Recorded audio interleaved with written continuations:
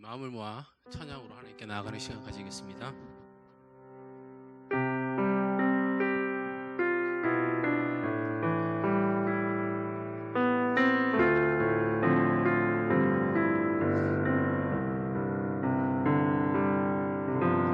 은혜로 만들어가네, 은혜로만 선다네. 우리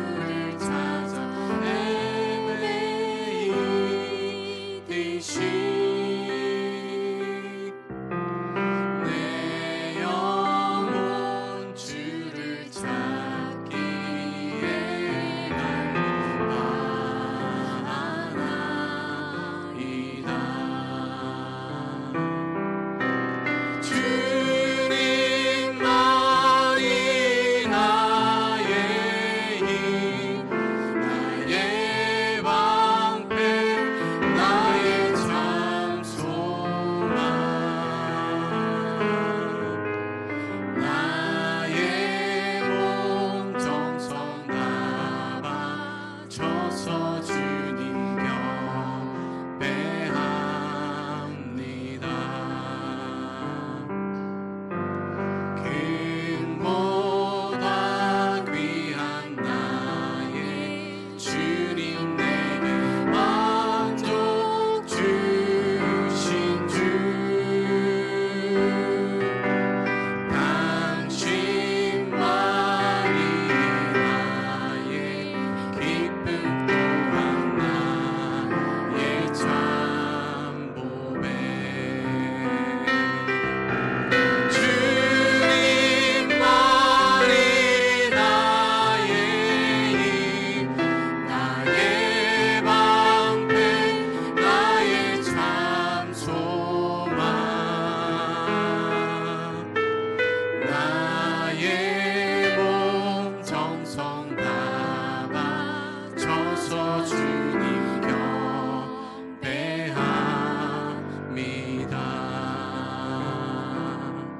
이 시간 기도하도록 하겠습니다. 우리가 예배로 나와왔는데 이 찬양의 가사처럼 우리가 갈급함으로 주님을 찾는 그 마음으로 나아갈 수 있게 우리에게 갈급함을 주옵소서. 또한 오늘 말씀의 재단을 세우신 목사님 가운데 주의 능력으로 함께 해주시기를 이 예배와 말씀과 우리 자신들을 위해서 기도하도록 하겠습니다. 기도하시겠습니다.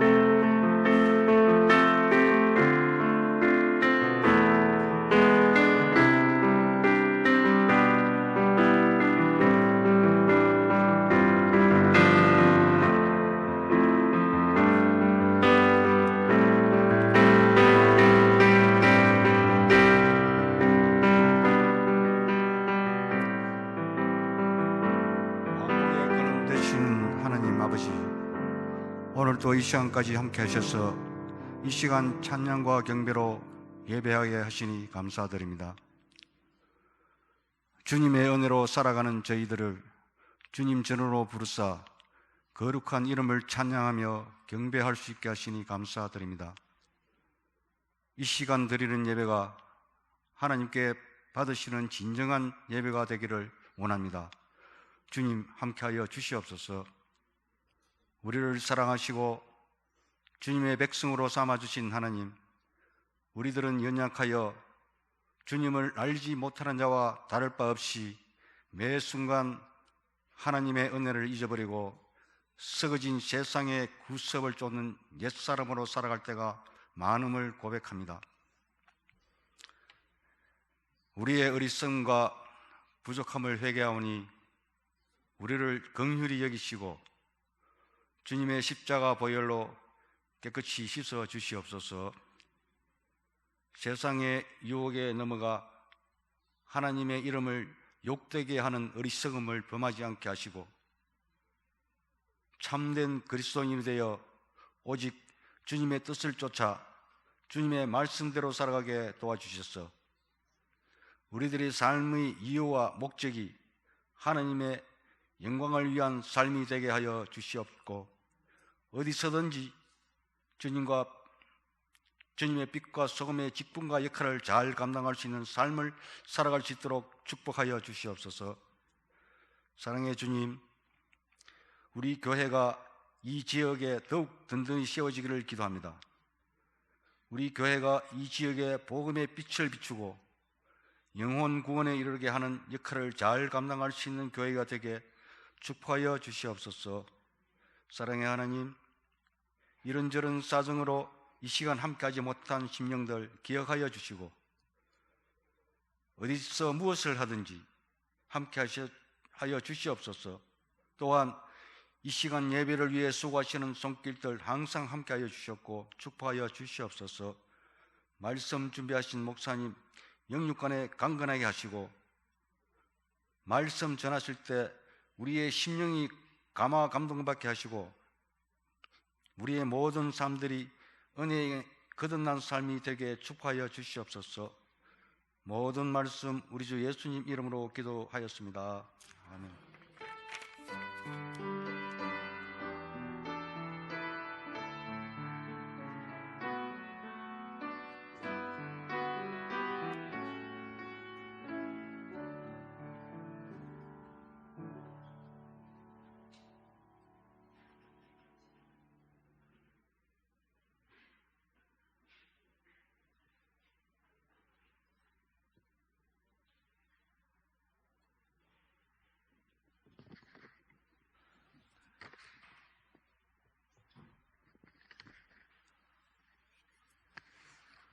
자, 오늘 새가족 훈련 수료자들 문명희 성도님, 박연미 성도님, 황한나 청년 앞으로 나와주시기 바랍니다. 5주 과정을 다 마스터하고 오늘 수료하게 되었습니다. 앞으로 나오시죠. 문명희 성도님.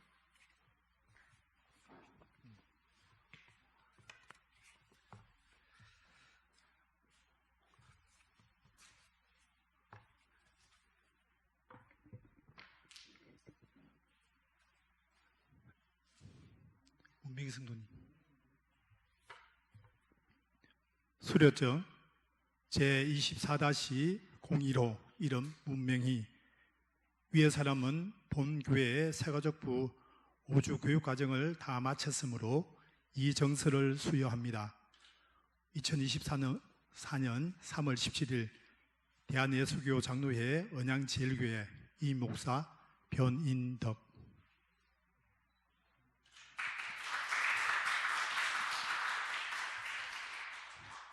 수료증 내용은 이와 같습니다. 황한나.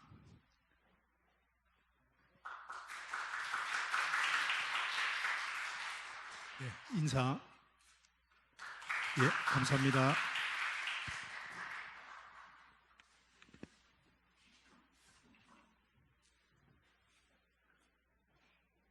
한 분 왔어요?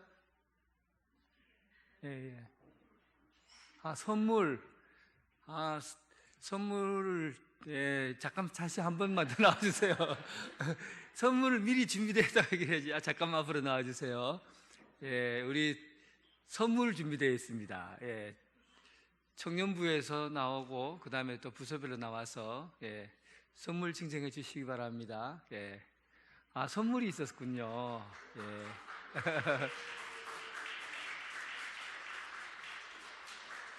감사합니다.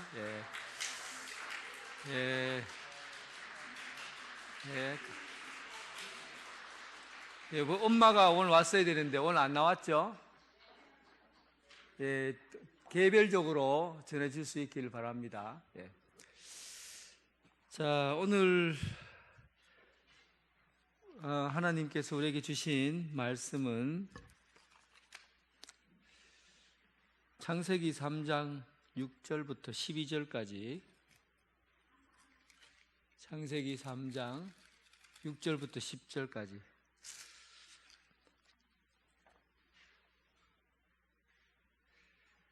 절부터 12절까지 우리 같이 교독하겠습니다. 3장 6절부터 12절. 여자가 그 나무를 본즉 먹음직도 하고 보암직도 하고 지혜롭게 할 만큼 탐스럽기도 한 나무인지라. 여자가 그 열매를 따먹고 자기와 함께 있는 남편에게 주매 그도 먹은지라.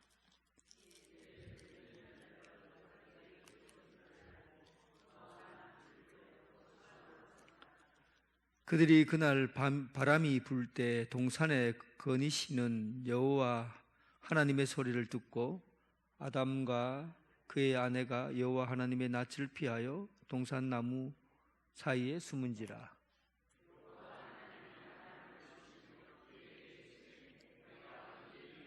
이르시되 내가 동산에서 하나님의 소리를 듣고 내가 벗었으므로 두려워하여 숨었나이다.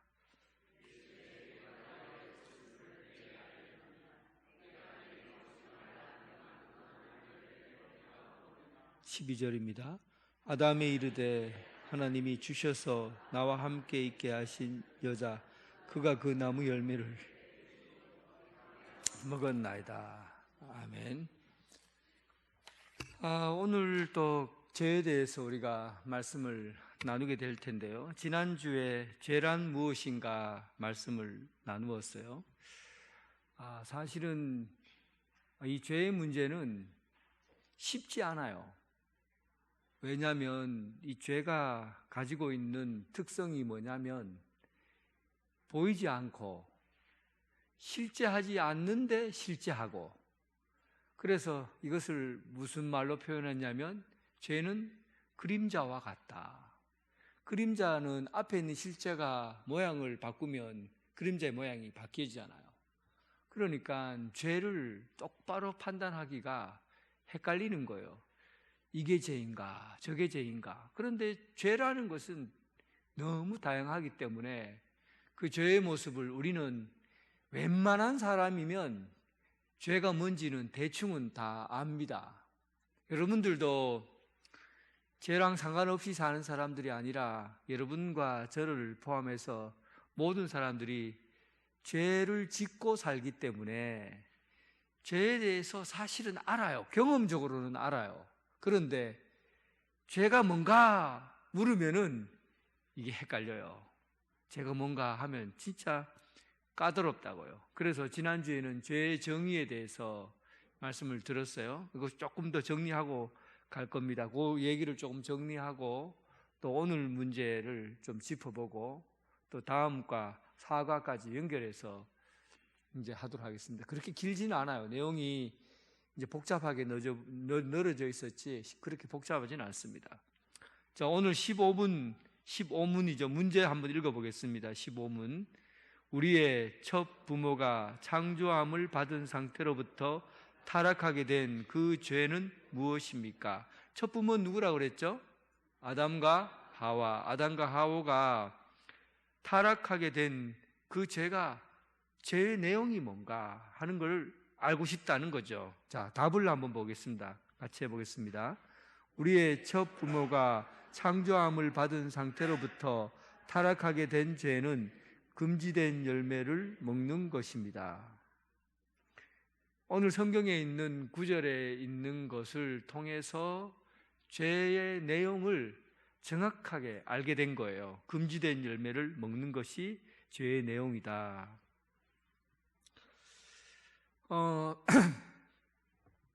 지난주에 했던 얘기를 좀 더 이제 살펴보고 잠깐 정리를 짧게 하고 그리고 오늘 내용을 다시 좀 정리하고 그리고 그 다음 과를 이제 그 다음 과는 16문은 크게 어려운 게 없으니까 간단하게 정리를 하겠습니다.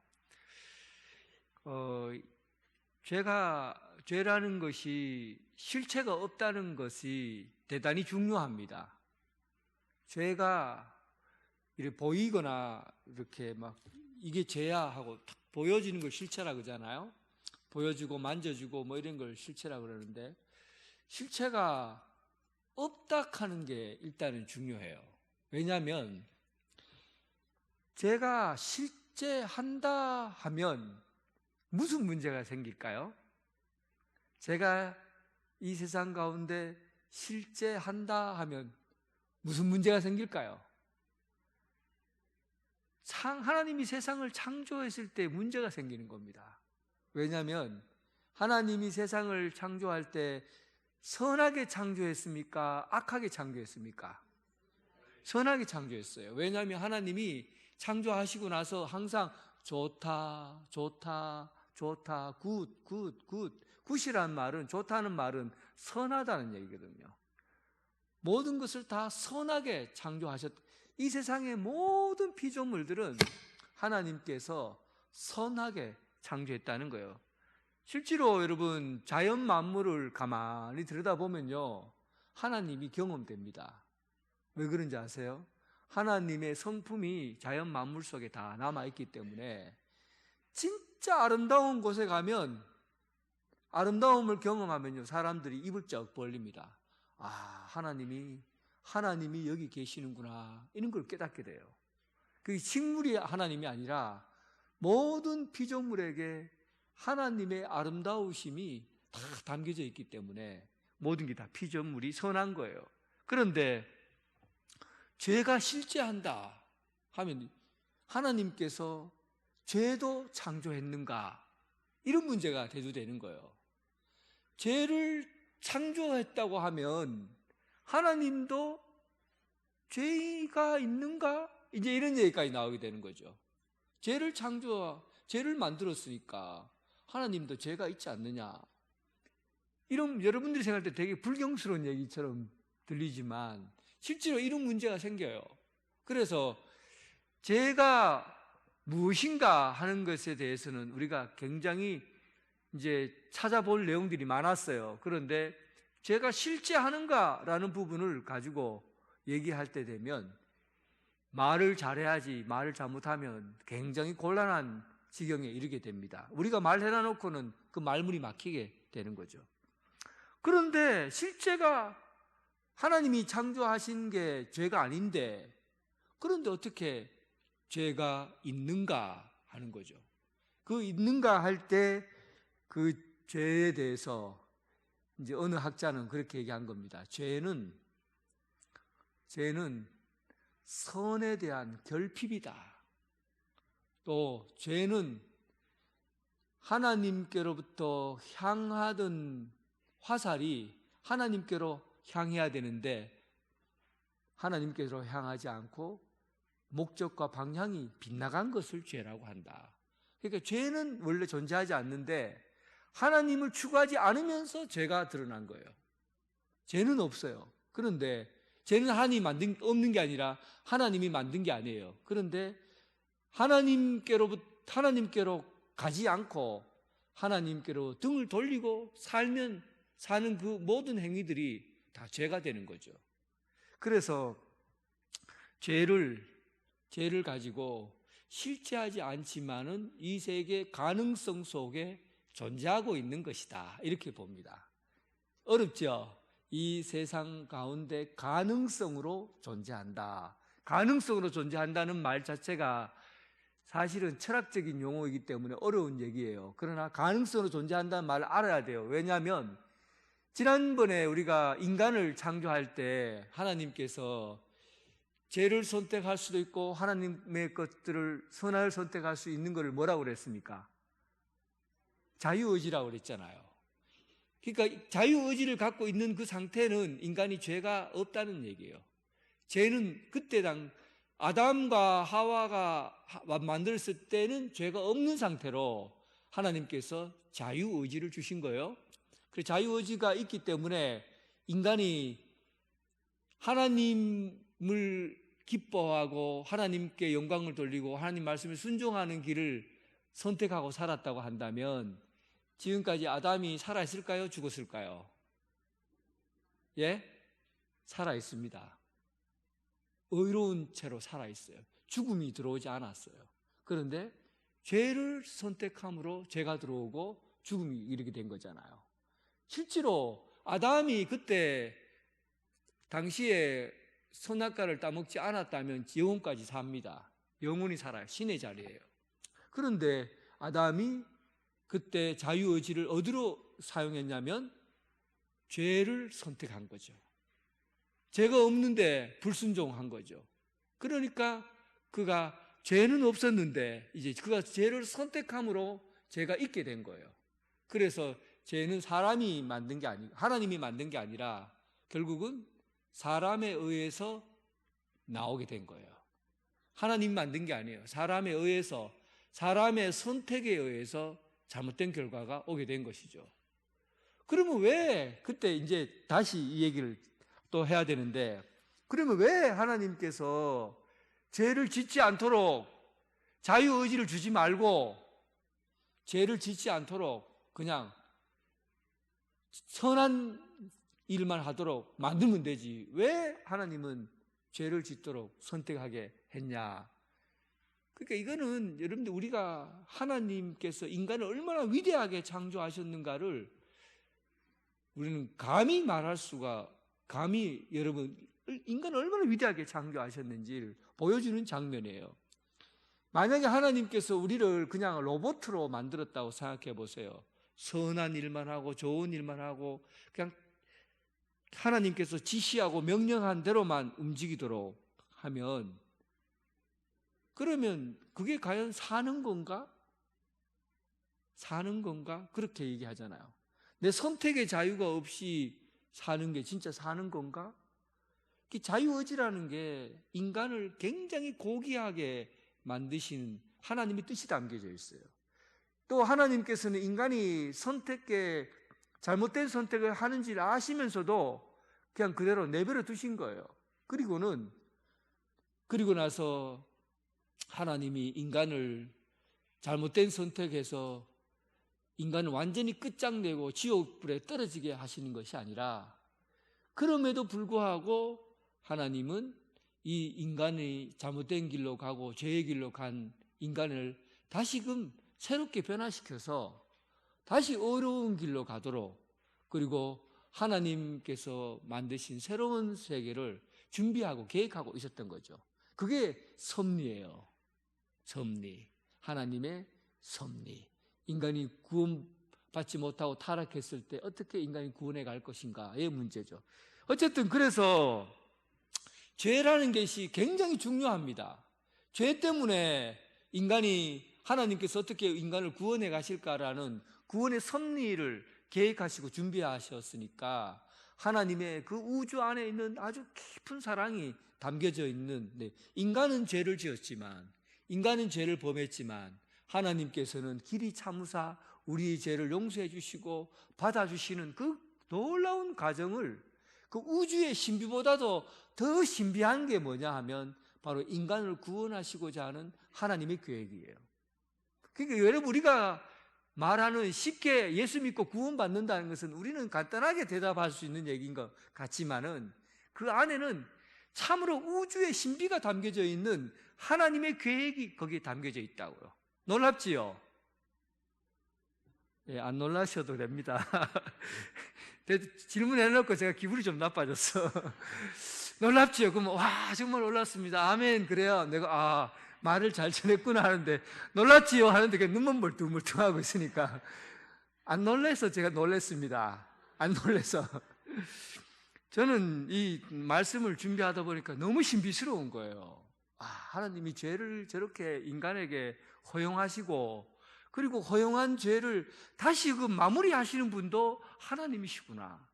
그런데 그것이 얼마나 하나님에게는 고통스러운 일이었겠어요. 그걸 마무리하기 위해서 하나님의 아들 예수 그리스도를 죽이시고, 그리고 인간을 살리는 이런 선택을 하셨으니까, 이건 하나님의 그 놀라운 사랑을 안다면 우리는 정말 입이 100개라도 할 말이 없어요. 아멘밖에 할 말이 없는 겁니다.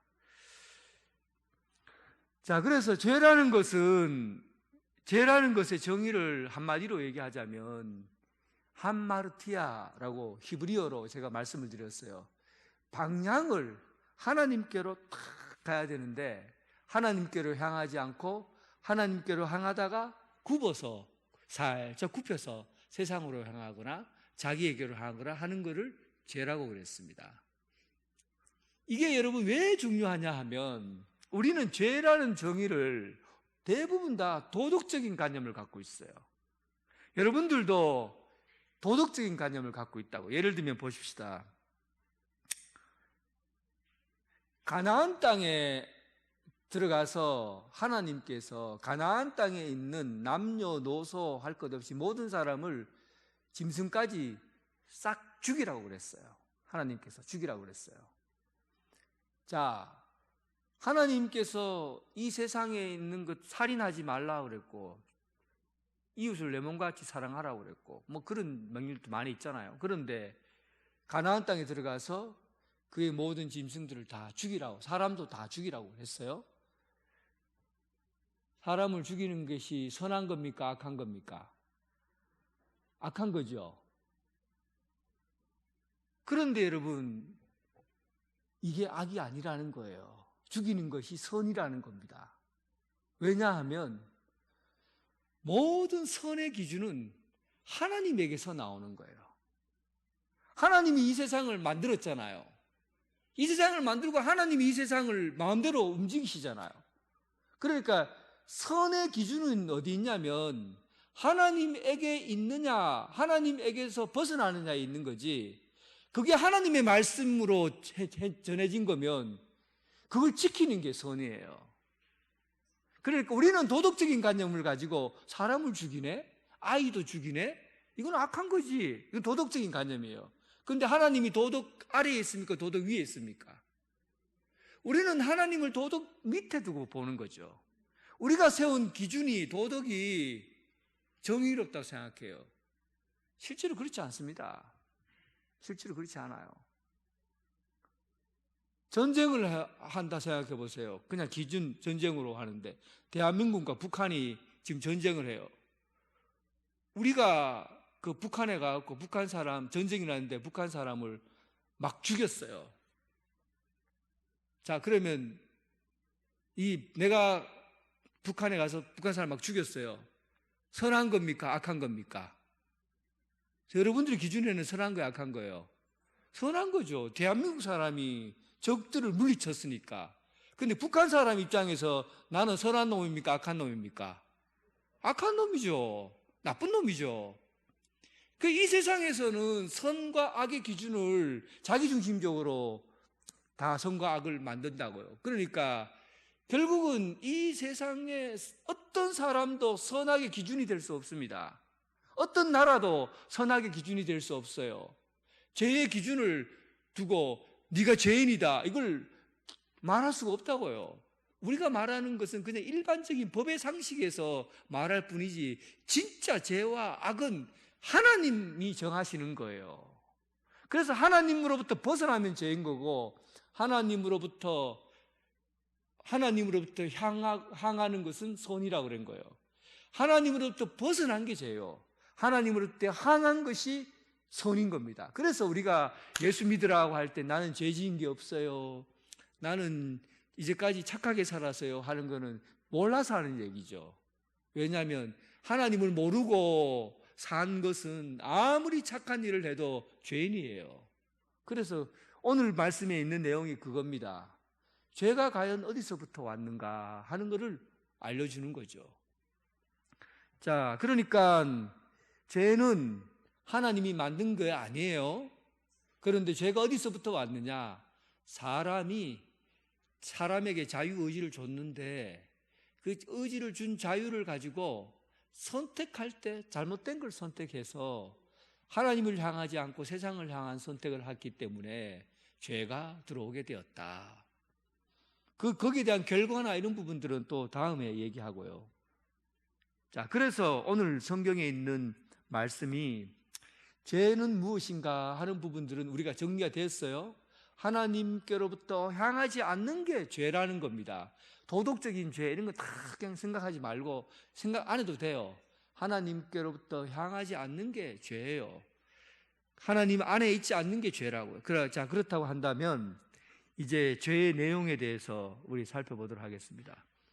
죄의 내용을 살펴보려고 하니까 제가 그러면 어디서부터 시작이 되었는가, 그 죄의 시작을 찾아보면 됩니다. 그 찾아본 내용이 오늘 본문에 있는 내용이에요. 창세 하나님께서 사람을 만드시고 그에게 생기를 불어넣어서 사람이라고 했고 그 사람에게 아름답고 좋은 에덴 동산을 만들어 주었는데 주변의 모든 것은 생명나무가 있어서 사시사철 네 줄기 강물이 흐르고 그리고 동물들과 모든 것들이 다 사람에게 순종하고 오직 저기 중심에 있는 선과 악을 알게 하는 나무는 따먹지 말라. 먹으면 정령 죽으리라. 이게 이제 하나님의 말씀입니다. 이제 이 부분에서 죄의 내용을 찾아보려고 해요. 제가 처음 서두에 얘기했죠. 죄라는 게 참 어렵다는 얘기를 했어요. 복잡하다는 얘기를 했습니다. 그런데 죄의 원조는 찾아야 될 거 아닙니까? 죄의 원조를 찾으면 그 죄가 어떤 부분에서 일어났는지 찾아볼 수가 있어요. 어느 마을이나 가면은 있는 게 할매집 곰탕, 원조 할매집, 이런 식당들 봤지요? 그 식당들에게 있어서 이제 가장 핵심이 뭡니까? 내가 제1호다. 내가 원조, 내가 가지고 있는 양념이라든지 소스 이런 것들은 전부 다 우리 할매가 만드는 거다. 그래서 그 원조가 만든 음식점을 찾아서 맛집을 갈 때는 원조집을 찾아서 돌아다니고 그럽니다. 그 원조라는 게 그만큼 중요한 거예요. 원인을 밝혀내는 거니까. 그러니까 죄라는 것도 원조를 찾아야 돼요. 죄의 원조가 무엇인가를 보면 죄의 내용이 드러나니까. 죄가 도대체 어디서부터 왔는지, 또 죄는 알지만은 실체를 눈으로 보지는 못했지만은 우리가 한번 찾아보자는 거죠. 그러면 죄를 어디서 찾아야 됩니까? 이 문제 어디서 찾아야 됩니까? 사람은요, 과학이라는 이 도구를 가지고 이 자연과학 세계 안에서 제일 처음에 세상에 대해서 관심이 굉장히 많았어요. 그래서 사람이 어떻게 만들어졌는지, 해와 달과 별들이 어떻게 시작되었는지, 이 우주 질서가 어떻게 만들어졌는지 과학 기술을 가지고 찾아보려고 수도 없이 노력을 했어요. 찾을 수 있습니까? 못 찾습니까? 인간의 방법으로 인간의 처음 시작을 찾을 수 있습니까? 인간의 방법으로. 상식적으로 만약에 이 세상이 뭐 몇 억 년 전에 만들어졌다고 한다면 몇 억 년 전에 뭘 보고 뭐 이 땅을 아무리 디비보고 뭐 하고 한다고 그래서 그걸 찾을 수 있다고, 정말 그거는 말도 안 되는 이야기예요. 그러니까 이것을 어디서 찾을 수 있냐 하면, 하나님이 살아 계신다고 우리가 한다면, 여러분 살아 계십니까? 계시지 않습니까? 어떻게 압니까? 여러분들 어떻게 압니까? 하도 내가 이렇게 물으면 목사님이 참 이상한 사람이네 그럴 거예요. 아니, 나는 아는데 왜 어떻게 아냐고 그래. 그죠? 여러분들 알지요? 하나님 살아 계신다는 거 믿지요? 다 알고 있어요. 그러면은 답이 쉽잖아요. 하나님이 이 세상을 만드셨다는 것을 우리가 안다면 하나님이 가르쳐 준 대로 찾아가면은 되지요. 하나님이 이 세상을 만들었는데 어떻게 이 세상이 만들어졌는지 알려면 하나님을 찾아가면 되죠. 하나님께서 보여주신 게 성경 말씀이잖아요. 계시. 성경을 보면 이 세상이 어떻게 만들어졌는지 다 나와 있잖아요. 그래서 우리가 성경을 보는 겁니다. 죄의 문제를 어느 과학자인데 물어야 죄의 원조를 찾을 수 있겠어요. 제일 첫 번째 지은 죄인 놈, 그 놈을 어떻게 잡아냅니까? 유능한 의사를 만나도 못 잡아내요. 천재 과학자를 찾아가서 이 세상에 처음 죄 지은 놈, 그 놈 한번 잡아주세요. 그 놈 때문에 지금 여기 있는 사람들이 다 죄 짓고 사니까 그 한 사람만 잡아주세요 하고 의뢰를 해도 찾아낼 수 있습니까? 못 찾아내요. 하나님께서 만든 사람, 그 성경에 기록되어 있는 내용을 보면 우리는 그 사람이 아담과 하와라는 것을 알게 된 겁니다. 그리고 창세기 오늘 본문에서 어떻게 죄를 지었는가를 딱 드러낸 거예요. 어떻게 죄를 지었는지 창세기 본문에서 딱 나오게 된 거죠. 하나님께서 동산에 있는 나무들 중에서 엄청나게 많은 나무들이 있는데 그 중에 단 한 그루 선과 악을 알게 하는, 그거는 절대 먹지 마라. 먹으면 너희들이 죽는다 하는 게 하나님의 말씀입니다. 그러니까 지금 이 아담과 하와하고 사람하고의 이 관계에서 죄가 드러나는 장면인데, 그들이 선악과를 보니까 먹음직도 하고 보암직도 하고 지혜로울 만도 해서 그들이 자기가 그것을 따 먹고 아담에게도 주었어요. 그런 데서 죄가 들어왔다, 그렇게 표현하고 있습니다. 여기 좀 어려운 얘기를 해야 되는데 내가 진짜 어려운 얘기거든요. 할까요, 말까요? 하지 말까요? 이게 이제 제가 요즘 나온 책을 보다 보니까 인간에 대해서 두 가지를 얘기하더라고요. 인간은, 이 철학적인 용어예요. 인간은 주체성을 가지고 있고 자아를 가지고 있다. 이게 인간이다. 이런 표현을 했어요. 저는 깜짝 놀랐어요. 인간을 이렇게 볼 수 있구나. 인간이라고 하면 주체성을 가지고 있고 자아를 가지고 있는 게 인간이에요. 동물하고 비교해 보면 탁 드러나요. 세상의 모든 동물들과 모든 식물들은 주체성이 없어요. 그냥 하나님께서 너는 나무야 하고 나무라고 만들어주면 그게 나무예요. 그리고 너는 개야 하고 하면 개요. 그 이상의 책임성을 가지고 살 수가 없다고요. 그러니까 이런 거죠. 사람은 주체성을 갖고 있다는 것은 관계에 의해서 그 사람이 되어지는 것을 주체성이라고 하거든요. 관계에 의해서 그 사람이 되어지는 거예요. 옛날에 러시아에서 어떤 부모가 아이를 놓고는 아이를 마구간에다 버려버렸어요. 실제로 버렸는데 그 아이를 누가 길렀냐면 개가 그 아이를 길렀어요. 실제로. 근데 그 아이가 죽었는 줄 알았는데 나중에 짐승 같은 애가 마구간에서 나오는 거예요. 그래서 얘를 가만히 관찰해 보니까 말을 못하고 짐승하고 똑같이 행동하는 거예요. 먹을 것도 이렇게 먹고 짖고 말을 못하고 개처럼 짖고. 그래서 사람들이 굉장히 충격적인 생각을 하게 된 거죠. 인간이라는 것이 어떻게 해서 만들어지느냐. 인간은 관계에 의해서 인간이 된다는 거죠. 관계. 그래서 인간은 개하고 다른 게 뭐냐면 개는 그 주체성이 누구랑 관계되어 있습니까? 짐승 같은 개하고의 관계에서 이루어진 거기 때문에 그를 어떻게 그런 누구다라고 말할 수 없는 거예요. 책임이 없어요. 그런데 사람은 어떤 관계에 의해서 만들어지느냐에 따라서 그 사람이 달라집니다.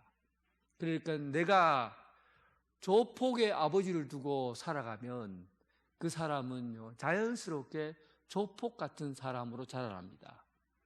내가 만약에 왕의 아들로 자라나면요, 그 사람은 왕과 아버지가 왕이니까 그 관계에 의해서 왕의 주체성을 갖고 사는 거예요. 그러면 인간은 진짜 인간의 모습을 지니려면 누구와 관계되었을 때 참다운 인간의 모습을 가지게 될까요? 그렇죠. 이 문제를 두고 하나님께서 사람을 만들 때 하나님의 형상대로 지었다고 했을 때 하나님과 관계된 인간을 만들었다는 거거든요. 하나님과 대화할 수 있고 하나님과 말을 할 수 있고 하나님과 함께 주고받고 인격적인 관계를 유지해 갈 수 있는 게 인간의 모습. 그래서 인간이 주체성을 갖게 된 거예요. 누구 때문에? 하나님 때문에. 그 인간은 굉장히 고귀한 존재로 주체성을 갖고 있어요. 그런데 인간이 언제 무너지는 거냐면 하나님과의 관계가 끊어지면 자연스럽게 인간은 하나님으로부터 끊어진 관계에서는 사람의 모습으로 사는 게 아니라 그때는 짐승과 같은 형태의 삶을 살게 되는 겁니다. 그래서 죄의 문제를 두고 얘기할 때 하나님이 말씀을 따라서 사는 사람을 하나님께서 말씀을 했어요. 저기 중앙에 있는 나무를 먹지 마라. 나무가 아니라 나무에 난 열매를 먹지 마라 그랬습니다. 그게 하나님의 말씀이에요. 근데 하나님과 관계가 되어 있다고 하면 그는 끊임없이 하나님의 음성에 귀를 기울이고 하나님의 말씀을 들었을 거예요. 그러면 그는 하나님께서 그리고 하나님의 형상으로 가지고 있는 그 존재 자체를 그는 그 귀한 존재로 내가 하나님께서 내게 먹지 말라고 했으니까 나는 이것을 먹지 않고 하나님 말씀에 순종하며 살겠다 하고 살면은 그는 진짜 참다운 인간으로서 하나님의 형상을 가진 인간으로 책임 있는 삶을 살아가는 사람이 되는 거예요. 그런데 그들이 그 주체성을 잃어버리게 된 거죠. 어떻게 잃어버리게 된 겁니까? 하나님의 말씀을 따르지 않으므로 하나님과의 관계가 끊어진 거예요. 그래서 첫 번째 범죄의 중심에는 하나님의 말씀을 따르지 않아서 오는 거고, 두 번째, 인간은 어떤 모습으로 되어 있냐면 동전의 앞면은 주체성이라고 한다면 동전의 뒷면은 자아라고 해요. 자기의 자아라고 하는데, 인간은 주체성과 자기를 가지고 있는 거죠. 그러니까 이제 동물들이 거울을 보면, 세상에 있는 동물들이 거울을 보면 그 거울을 보고 이게 나다라고 알까요? 모를까요? 동물들 코끼리가 탁 거울을 보면서 이야, 내 코 참 잘생겼다, 이 정도는 돼야지 하고 막 거울 앞에서 뽐내고 그러겠습니까? 동물들은 거울을 보면 반응을 하지 않아요. 자아가 없기 때문에. 자아가 없다는 것은 자기를 발견할 수 있는 능력이 없는 그걸 의미합니다. 자아가 없어요.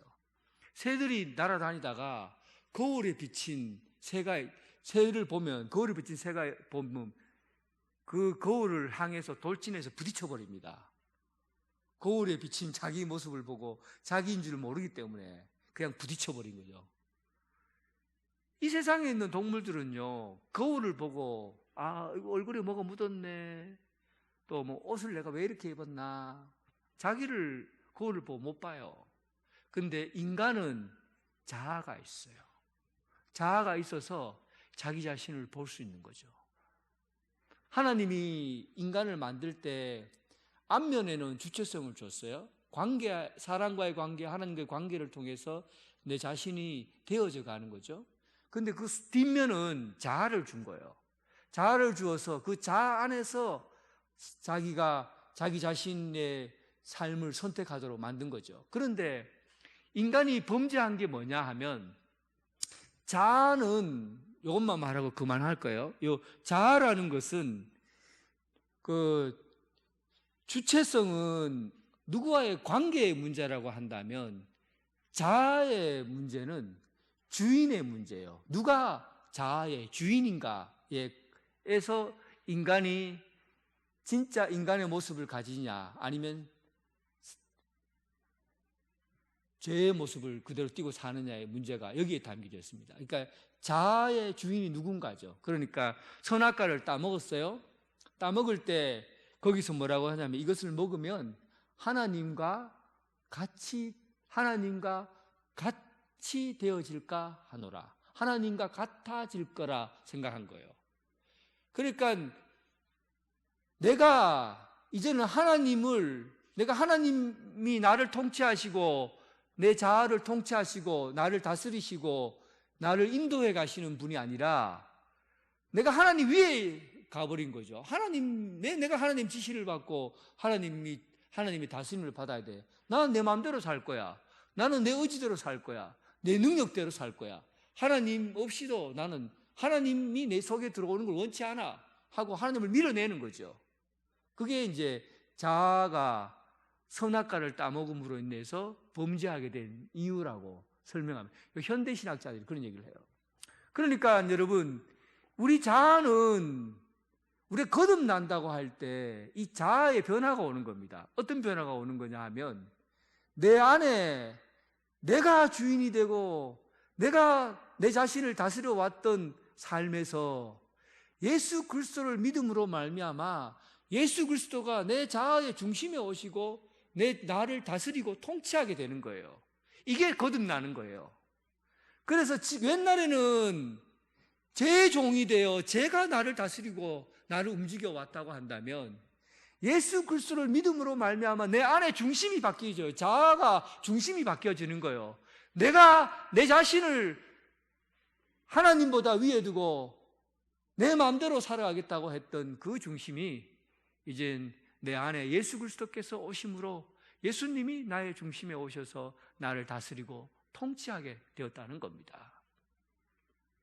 결국은 죄의 문제는 두 가지 면을 우리가 같이 봐야 돼요. 하나는 우리가 선악과를 따먹었을 때, 이제 선악과를 따먹었을 때 나타난 현상이죠. 하나님의 말씀을 어기고 하나님의 말씀을 어기고 내가 결정해서 한 선택, 여기서 죄가 왔다. 불순종의 죄라고 그러죠. 그러니까 여기에서 죄가 들어왔다는 것을 우리는 눈에 봤어요. 또 한 가지는 하나님을 내 중심에서 밀어내는 거죠. 내가 주인이 돼야 돼. 이제는 하나님과 동등해지려고 하는 거예요. 선은 악을 알게 함으로 하나님과 동등되게 하려고 하는 거죠. 결국은 그로 인해서 내가 하나님과 같이 같아지려고 하는 인간의 교만, 자기 중심으로 살아가려고 하는 인간의 교만이 타락의 원인이다. 그래서 죄를 얘기할 때는 교만이라는 것을 항상 얘기합니다. 교만은 바로 내 안에 주님이 다스리는 게 아니라 내가 내 스스로를 통제하고 다스리는 그런 삶을 살겠다는 의지예요. 그러면 이제 죄가 어디서부터 시작됐는지 우리는 알게 된 거예요. 누구로부터 시작된 겁니까? 아담과 하와로부터 시작된 거예요. 그러면 아담과 하와로부터 시작됐으면 그냥 그것은 아담과 하와의 일이지, 왜 우리까지 수천 년 수만 년 지나고 있는 우리까지 피해를 입어야 되노? 이제 이런 문제가 이제 요 뒤에 있는 부분의 내용입니다. 그러니까 아담이 범죄했고 타락했으면 아담만 타락하면 되지, 왜 밑에 지금까지 까마득하게 내려온 내까지도 이 범죄 현장에 있는 사람처럼 취급하느냐, 이런 문제죠. 자, 보세요. 16문 한번 읽어보겠습니다. 문제 한번 읽어볼게요. 네모칸에 있죠. 16문 문제. 이제 다 돼갑니다. 자, 16문. 자, 문제 한번 읽어보겠습니다. 시작. 모든 인류는 아담의 첫 범죄에서 타락했습니까? 자, 답이에요.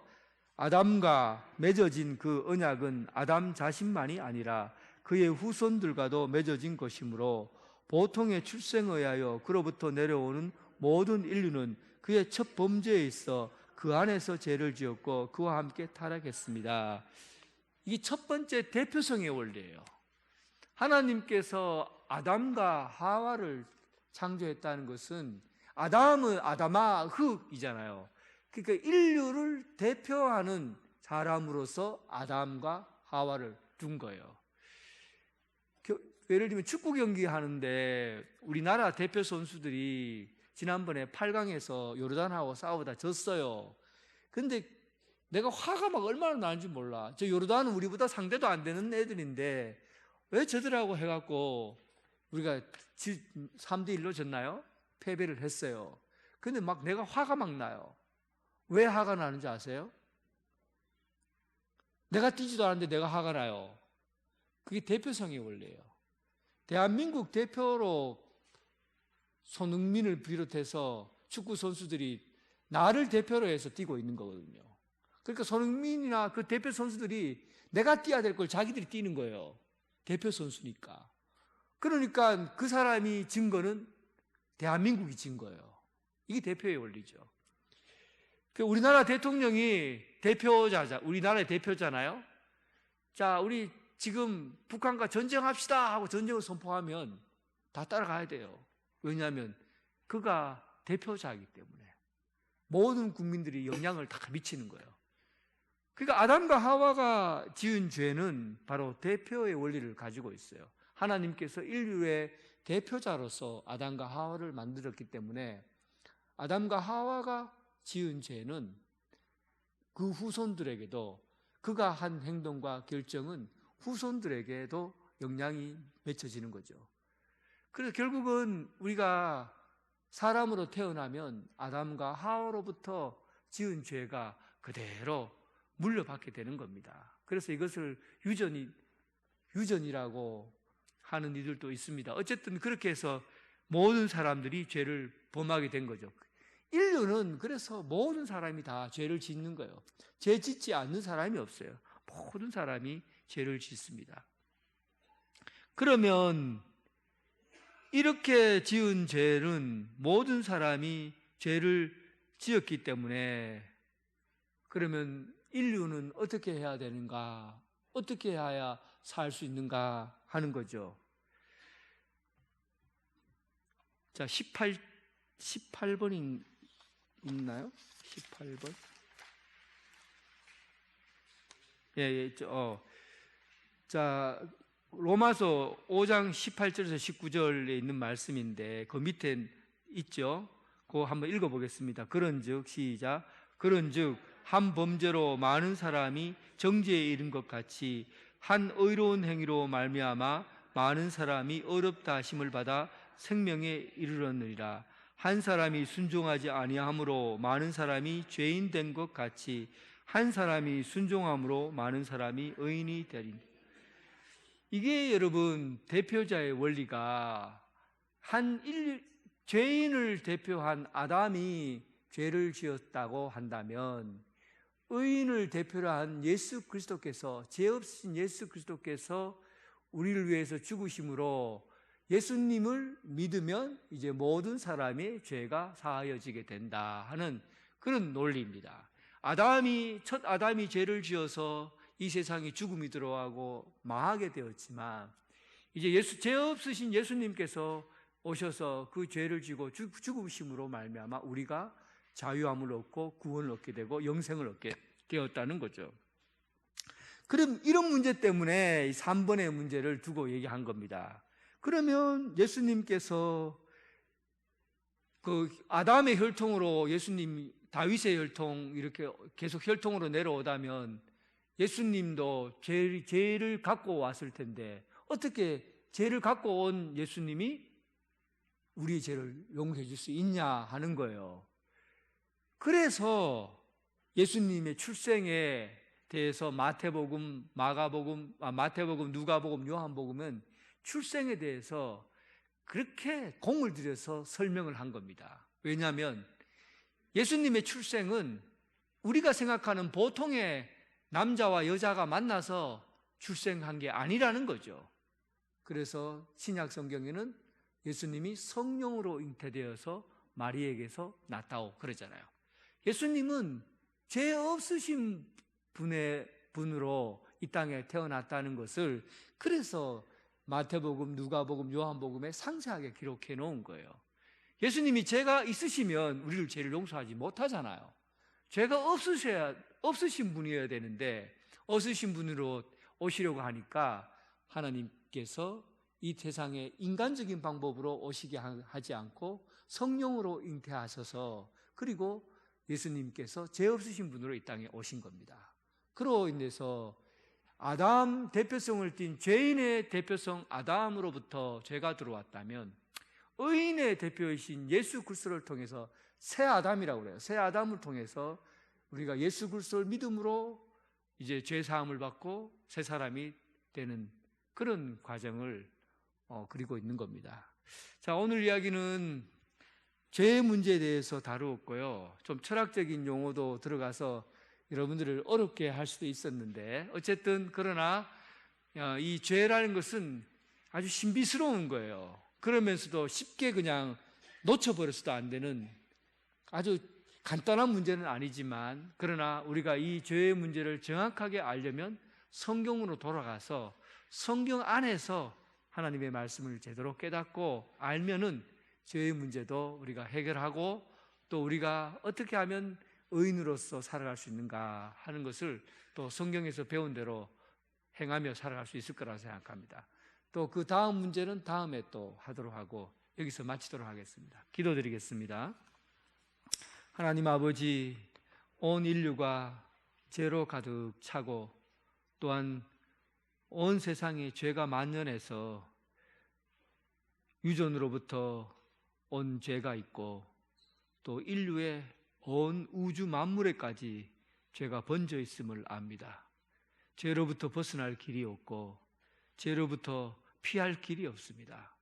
그러나 죄 없으신 예수 그리스도를 이 땅에 보내셔서 우리가 예수 그리스도를 통해서 참된 주체자로 하나님과의 관계를 맺게 하시고 또 우리 자아에 예수 그리스도를 중심에 모심으로 말미암아 내가 사는 것이 아니라 내 안에 예수 그리스도께서 사는 그런 거듭난 인생으로 살게 하신 것 우리는 믿습니다. 이제 이 죄된 세상에서 벗어나서 참 자유와 또 구원의 기쁨으로 살아가는 성도들 되게 하여 주옵소서. 예수님 이름으로 기도드립니다. 아멘. 예, 교회 소식 전해드리겠습니다.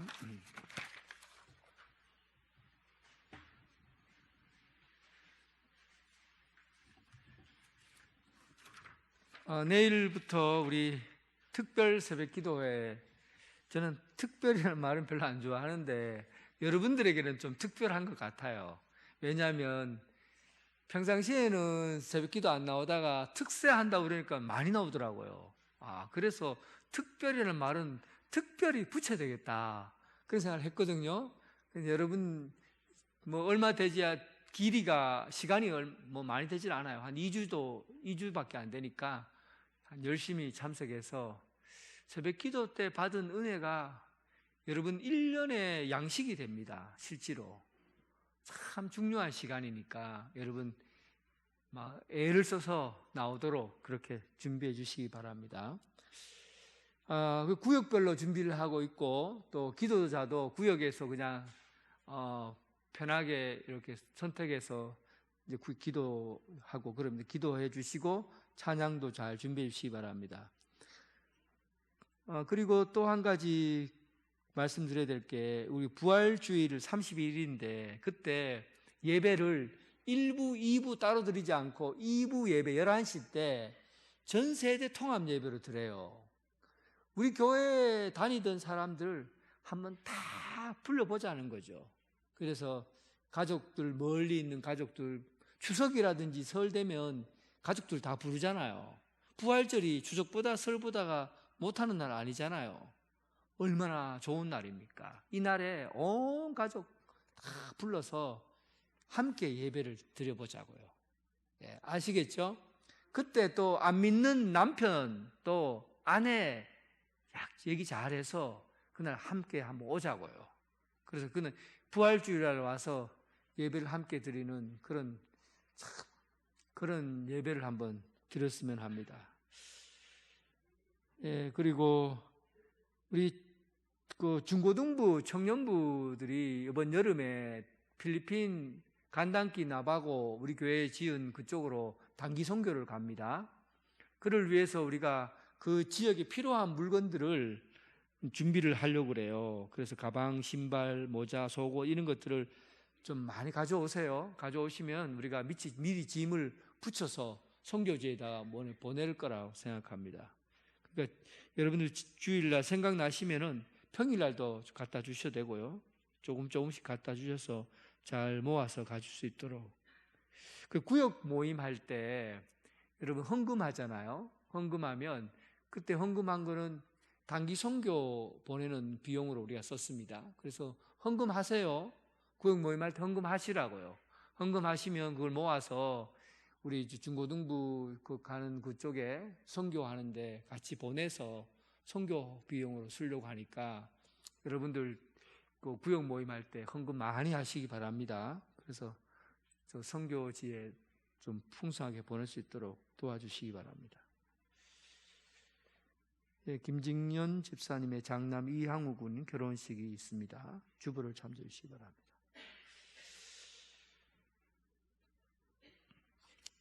찬송가 224장입니다. 224장.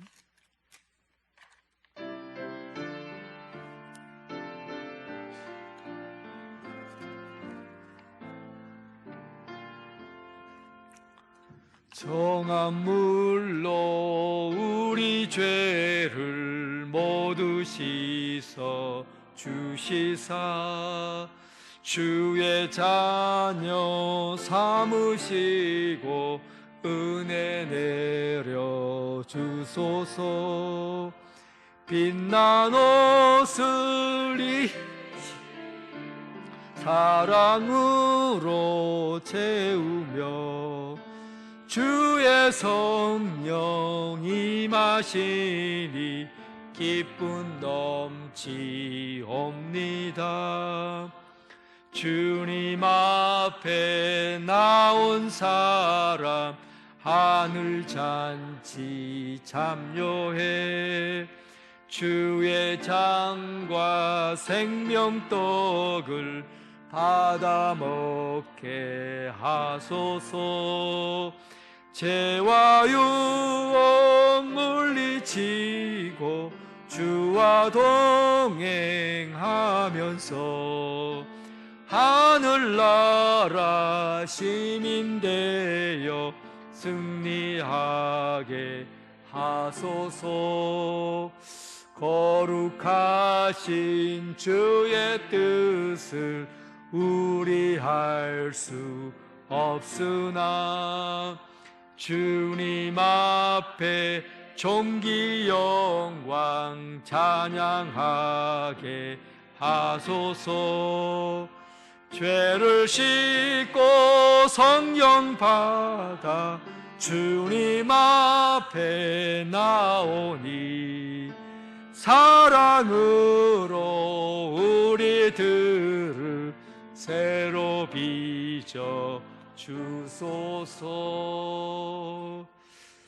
이제는 예수 그리스도의 은혜와 극진하신 하나님의 사랑과 성령님의 교통 감화 역사하심이 이제 주님의 말씀을 또 바로 듣고 하나님에게로 늘 향하여 가고 하나님의 말씀에 순종하고 하나님께서 우리 삶의 중심이 되셔서 내 자아를 다스리시고 통치하시기를 원하며 오늘 이곳에 하나님의 임재하심을 기다리는 성도들 위해 지금부터 영원토록 함께 하시기를 간절히 축원하옵나이다. 아멘.